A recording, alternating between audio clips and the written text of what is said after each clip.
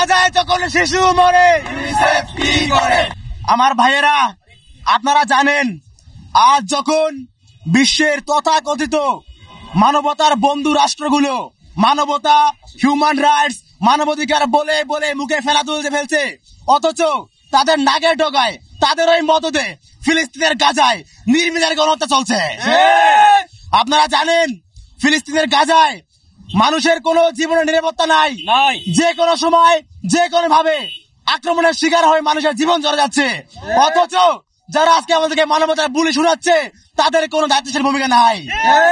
এবং একই সাথে ইউনিসেফ যার দায়িত্ব বিশ্বব্যাপী শিশুদের নিয়ে কাজ করা, তারাও এখানে নীরব দর্শকের ভূমিকা পালন করছে।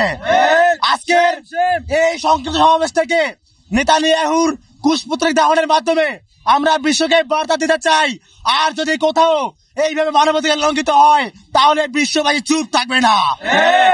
মানবতা বিরোধী অপরাধের দায়ে নেতানিয়াহুকে ফাঁসি কাছে ঝোলানোর দাবি জানিয়ে আমি আর বক্তব্য শেষ করছি। সংক্ষিপ্ত ধন্যবাদ।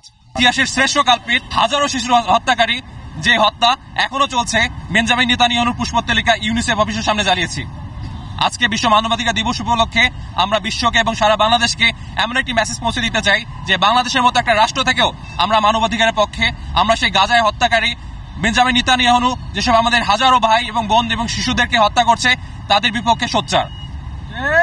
এবং এরই ধারাবাহিকতায় আজকে মানবাধিকার দিবস উপলক্ষে আমরা ঢাকা বিশ্ববিদ্যালয় মল চত্বর থেকে শুরু করে মর্নিং রাইডার্স এবং ঢাকা ইউনিভার্সিটি স্টুডেন্ট ওয়াচের যৌথ উদ্যোগে সাইকেল র্যালি করে ইউনিসেফের অফিসের সামনে এসেছি। আজকে আন্তর্জাতিক মানবাধিকার দিবস। আমরা সকলেই জানি বর্তমান বিশ্বে সবচেয়ে বেশি মানবাধিকার লঙ্ঘিত হচ্ছে প্যালেস্টাইনে। আমরা দেখেছি ইউনিসেফের কাজ হচ্ছে শিশুদের, কিন্তু গাজায় যখন শিশুদেরকে পাখির মতো গুলি করে হত্যা করা হয়, যখন ইসরায়েলি বাহিনীর বোমায় হাজার হাজার শিশু শহীদ হয়, তখন ইউনিসেফের কাজটা কি? এখন থেকে যদি গাজায় কোনো ধরনের শিশু হত্যা হয়, ইউনিসেফকে এর জন্য জবাবদিহিতা করতে হবে। গাজায় যে কোনো ধরনের মানবতা বিরোধী অপরাধের জন্য এর সাথে জড়িত যারা, বিশেষ করে বেঞ্জামিন নেতানিয়াহু, তাকে আন্তর্জাতিক অপরাধ ট্রাইব্যুনালের আন্ডারে বিচার করতে হবে। ক্রাইম এগেইনস্ট হিউম্যানিটি সংগঠনের দায়ে তাকে ফাঁসির কাষ্ঠে ঝুলাতে হবে। আজকে আমরা এখান থেকে বলতে চাই, একটি প্রবাদ আছে, injustice to anywhere is a threat to justice everywhere. ফিলিস্তিনের মানবতা বিরোধী অপরাধ যদি বন্ধ না হয়, ফিলিস্তিনের শিশু হত্যা যদি বন্ধ না হয়, তাহলে পৃথিবীর কোথাও শান্তি প্রতিষ্ঠা করা সম্ভব নয়।